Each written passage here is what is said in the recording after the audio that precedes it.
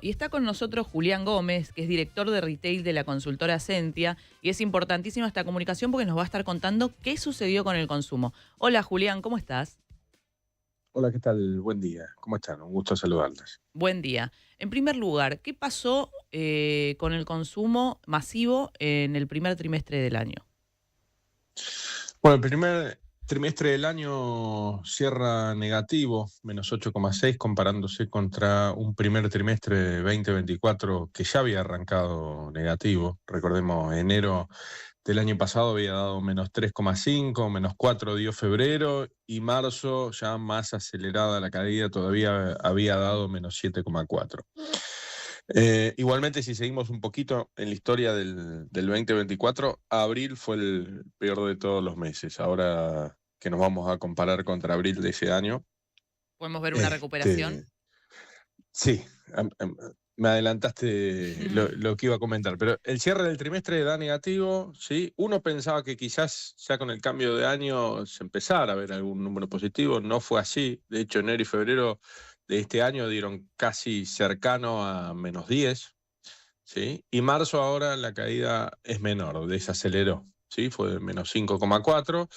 Y tenemos que contemplar que marzo del año pasado tuvo Pascuas, este marzo no, porque cae en abril. Este año Pascuas mueve bastante volumen, así que la caída de 5,4 de este marzo, en realidad, si desafectamos Pascua, debería ser un poquito menor. Sí. Sí. Se está viendo se está viendo una desaceleración en, en la caída. De hecho, hay algunos canales que ya empezaron a mostrar algún signo positivo. Hubo cambios frente a lo que fue la conducta del año pasado, que fue una conducta bien de crisis, bien de ahorro, gente dejando categorías de precios promedio más altos, yéndose a categorías bien de crisis, a legumbres, harinas, derivados de harinas, dejando categorías que tenían que ver con darse un gusto, gaseosas, cervezas, vinos, o en otras familias de productos. Se vio en este primer trimestre una pequeña recuperación de eso. Hay algunas categorías que empiezan a tener una tendencia distinta a la que fue el año pasado, y lo mismo se empieza a ver este trimestre con las marcas. El año pasado se cayeron en todos los canales las primeras marcas y crecieron las marcas más económicas, ya sea de fabricantes, que llamamos marcas B, marcas C, o las marcas propias de los supers o de los mayoristas. ¿Sí? Bueno, este año se empezó a ver ya en el cierre de trimestre eh, un, un efecto contrario al del año pasado. Así que, ¿Que están si migrando bien de el vuelta número a es primeras negativo, marcas? tal cual. Ok. Sí, si bien el cierre del trimestre es negativo, la buena noticia es que está desacelerando, y que ese comportamiento bien marcado de crisis del año pasado, estamos viendo un comportamiento contrario, ¿sí? Más tímido. Hay algo que es cierto: el año pasado completo caímos casi -14, ¿sí? -13,9 fue la caída del consumo. Este año no vamos a estar casi +14 positivo, ni Mm. por cerca. O sea, lo que se perdió el año pasado no lo vamos a recuperar. Julián, ¿y cuál es la expectativa? Bueno, me dijiste que en abril podríamos ver una recuperación, o sea que podríamos ver un alza del consumo masivo respecto a abril del año pasado porque fue muy bajo. ¿Eso es lo que vos estás esperando? ¿Y qué pensás que puede suceder en los más allá de abril, ¿no? Mayo, junio y ya lo que resta del año con el consumo masivo. Sí, a partir de abril la tasa va a ser positiva. Pascuas también va a terminar dando una ayuda, ¿sí? Entre Mm. Pascuas, entre la base muy baja del año pasado, y además, bueno, esta corriente que estamos viendo en este primer trimestre, ¿no? Que fue desacelerando la caída. Abril ya debería dar positivo, y a partir de ahí el resto de los meses siguientes hasta fin de año también. Recordemos que el año pasado, si bien en unidades la caída más fuerte fue la de abril, ¿sí? Cuando miramos las tasas de variaciones interanuales, cada mes fue peor, llegando a un pico de caída en el mes de septiembre, porque se comparaba contra un 2023 donde en agosto había empezado el proceso eleccionario con las PASO, ¿sí? Aceleró la inflación, aceleró el gap de tipo de cambio, la incertidumbre que tenía la gente era cada vez más grande, y se fue volcando todo eso al consumo, porque no sabíamos cuánto iba a valer un paquete de jabón en polvo en 3 semanas. Si iba a valer Mm. 10, 100 o 500, ¿no? Entonces, septiembre, octubre, noviembre del 2023 tuvo picos de consumo de hasta más 8,5. Bueno, septiembre, octubre, noviembre del año pasado tuvimos menos 22, menos 20, ¿sí? Entonces vamos a empezar a compararnos contra esos números horribles que tuvimos el año pasado.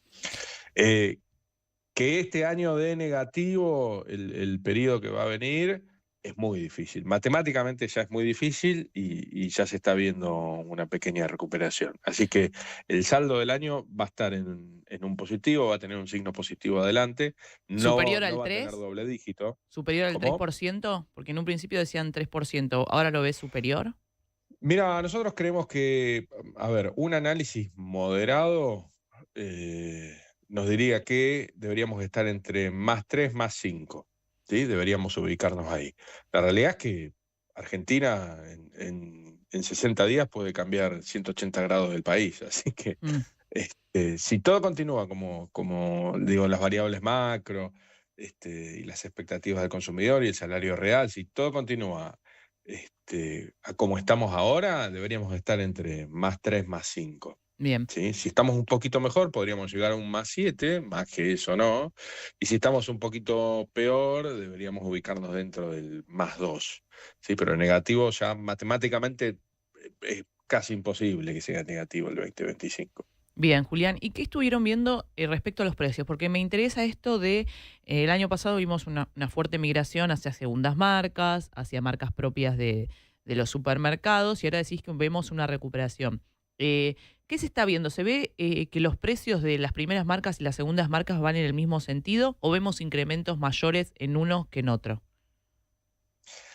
Mira, nosotros hacemos un análisis de precios que todavía no tenemos marzo cerrado, sí tenemos los datos de febrero, pero eso no lo tenemos abierto por marca, lo tenemos abierto por canal. Ujú.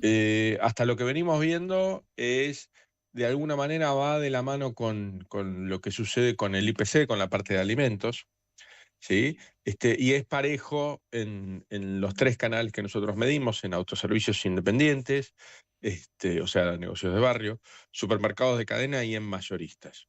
¿Sí? Así que creemos que marzo va a estar en torno a lo que fue, a lo que dé el IPC, Ujú. ¿sí? No mucho más que eso. Sí, sabemos que los canales más formales, supermercados, mayoristas, que tienen otra charla con los Mm. fabricantes, sí, van a ejercer presión para no tomar listas que estén fuera de los valores lógicos, fuera de los valores de lo que puede llegar a dar un IPC. ¿Sí? Por ejemplo, esta noticia que habíamos visto a principio de esta semana con fabricantes que estaban pasando listas de 9%, de 12%, se hace difícil tomarlas para los canales porque vienen con una pérdida de volumen fuerte. Recordemos que son cadenas que tienen muchísimas tiendas con un costo fijo asociado detrás por empleados, por alquileres, por electricidad, por todo lo que está detrás del movimiento diario de la operación de las cadenas, que si no mueve el volumen, no está la ganancia. Y sabemos qué pasa cuando se suben demasiado los precios. Esperemos que no se lleguen a esos valores, esperemos que estén dentro de valores más reales y aceptables por el consumidor y no entremos de vuelta en una vorágine de precios. Mm. Esperemos que así suceda por el bien de todos. ¿Y qué pasó al interior de los canales? Porque en el primer trimestre del año vimos que el canal más afectado era el de los almacenes, los comercios más chicos.